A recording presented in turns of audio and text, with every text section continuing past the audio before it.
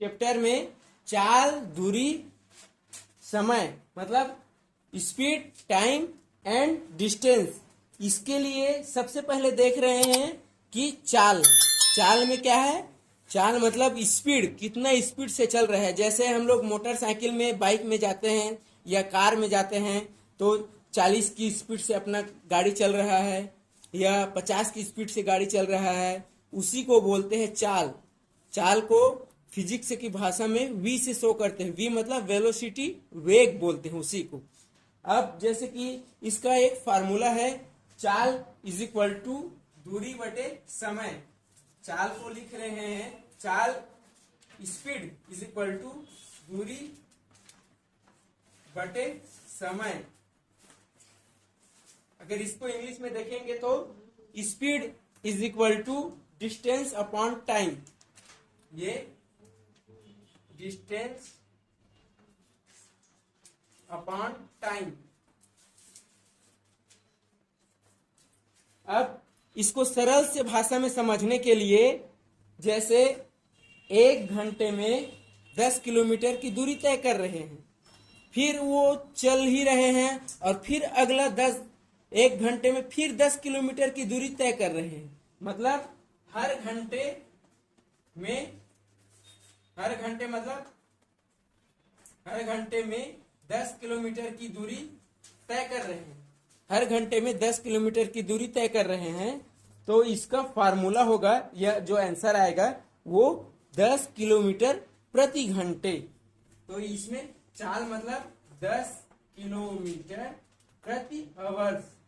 जैसे बाइक के या कार के माइलोमीटर में देखोगे, माइलोमीटर जिसमें दूरी नापते हैं, उसमें ये किलोमीटर प्रति घंटा और स्पीड भी लिखा रहता है। मतलब वो कितने की स्पीड से वो गाड़ी चल रहा है, ये देखेंगे।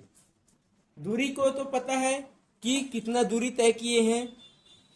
जैसे कहीं भी जा रहे हैं हम लोग, मान लीजिए 50 किलोमीटर जा रहे हैं अपने जगह से, मतलब अपने जगह से 50 किलोमीटर गए, तो अपने जगह को क्या है, वो एक्चुअल प्लेस है और वो सामने जहां जाना है वो डेस्टिनेशन है।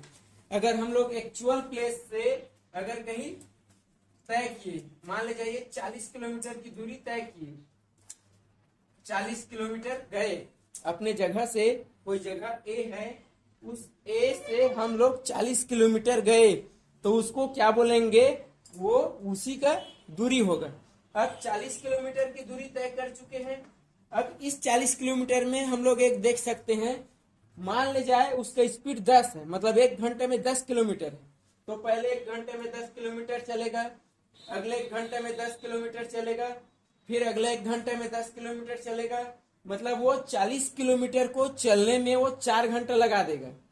तो इसका स्पीड में क्या रहेगा, 40 किलोमीटर। ये इसका दूरी है जो 40 किलोमीटर, लेकिन स्पीड चाल बोलेंगे तो 10 किलोमीटर प्रति घंटा। मतलब 1 घंटा में वो 10 किलोमीटर चल रहे हैं। अब मान लीजिए इसको चलने में हमें 4 घंटा लग गए, तो उसी को बोलेंगे समय। हम लोग जहां पर है वहां से अपना डेस्टिनेशन, मतलब जहां पर पहुंचना चाहते हैं वहां तक पहुंचने में मान लीजिए हमको 4 घंटा लग रहा है, तो उसको बोलते हैं समय।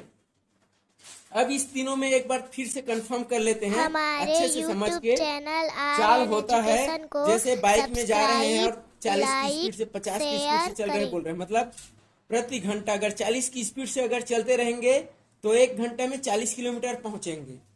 उसी प्रकार से है वो चाल हो गए। स्पीड, दूरी हम लोग जितना किलोमीटर तय किए, जैसे एग्जाम्पल के लिए ले रहे हैं 40 किलोमीटर हम लोग तय किए, तो वो हो गया उसका दूरी।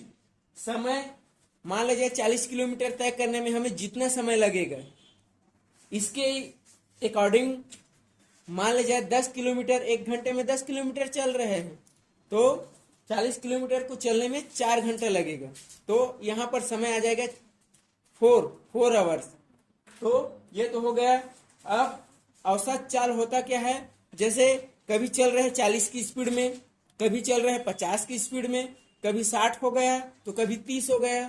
तो जो स्पीड कम और ज्यादा हो रहा है उस स्पीड को एक एवरेज के रूप में लेते हैं। जैसे एवरेज वाला चैप्टर में पढ़ते हैं, कोई क्रिकेट खेलता है, कई कई पारी, अलग अलग पारी में, किसी में 50 रन बनाता है, किसी में 60 रन, किसी में 100 रन।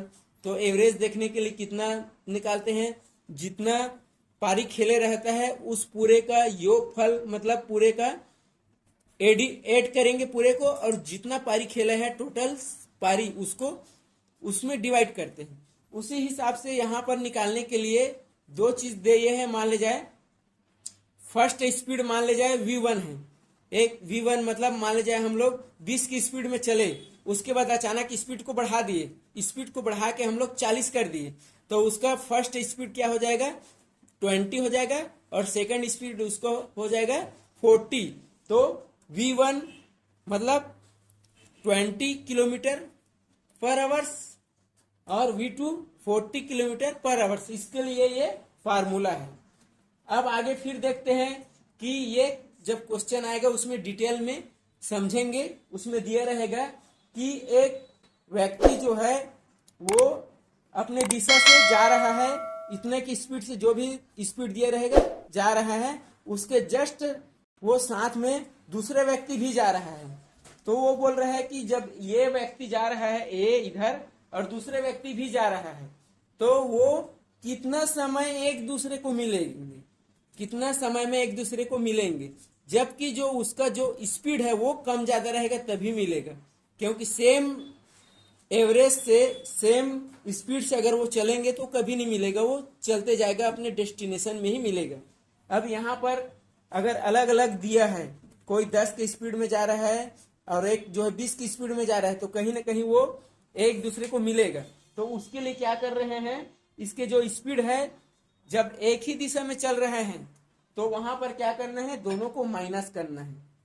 लेकिन जब अलग अलग दिशा में चल रहे हैं, जैसे ए इधर से उस तरफ जा रहा है और उस दूसरे तरफ से बी इधर आ रहा है, तो वो एक दूसरे को कहां पर मिलेंगे, तो इसके लिए उसको प्लस करते हैं।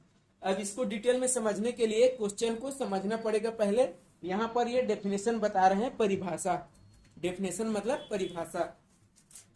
अब यहाँ पर ये एक और आ जाता है मीटर प्रति सेकेंड और किलोमीटर प्रति घंटा, मतलब मीटर प्रति सेकेंड कई क्वेश्चन में दिया रहता है, मीटर प्रति सेकेंड में दिया रहता है, और उसको किलोमीटर पर आवर्स में निकालना पड़ता है, किलोमीटर प्रति घंटा में निकालना पड़ता है।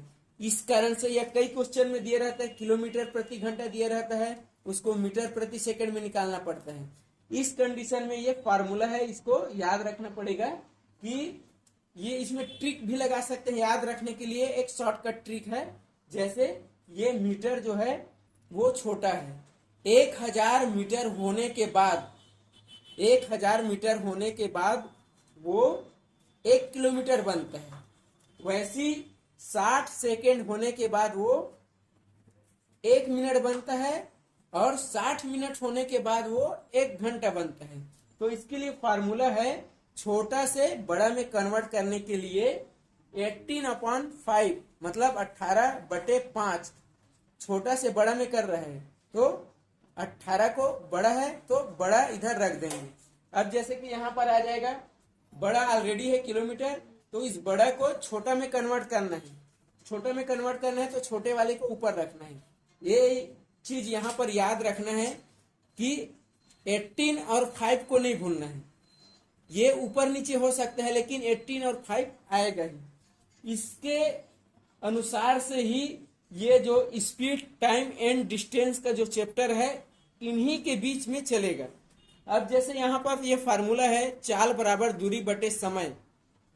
यहाँ पर क्या निकाल रहा है, चाल निकाल रहा है। चाल कब निकालेंगे, जब दूरी दिया रहेगा और समय दिया रहेगा। मान ले जाए हमको समय निकालना रहेगा और दूरी दिया है और चाल भी दिया है, तो क्या करेंगे, इस समय को इधर ले जाएंगे, ये समय मतलब टाइम हो जाएगा इज इक्वल टू दूरी अपने जगह में है डिस्टेंस, और चाल को इधर ले आएंगे, चाल मतलब स्पीड, स्पीड को इधर ले आएंगे। तो समय निकालने के लिए समय को इधर ले जाएंगे और चाल को इधर ले जाएंगे। अब दूरी अगर निकालना है, चाल भी दिया है और समय भी दिया है, तो इस कंडीशन में दूरी अपने जगह में है, ये समय को भी इधर ले जाएंगे, मतलब दूरी इज इक्वल टू स्पीड और टाइम, मतलब दूरी बराबर चाल और समय। जैसे निकालेंगे तो दूरी,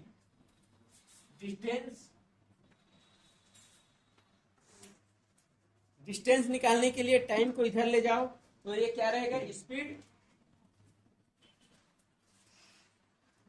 मल्टी में हो जाएगा टाइम, ये टी। ये चीज आपको याद रखना पड़ेगा। चाल बराबर दूरी बटे समय, एक ही फार्मूला याद रखना है, बाकी ये जो दोनों है वो इसी से मिल जाएगा।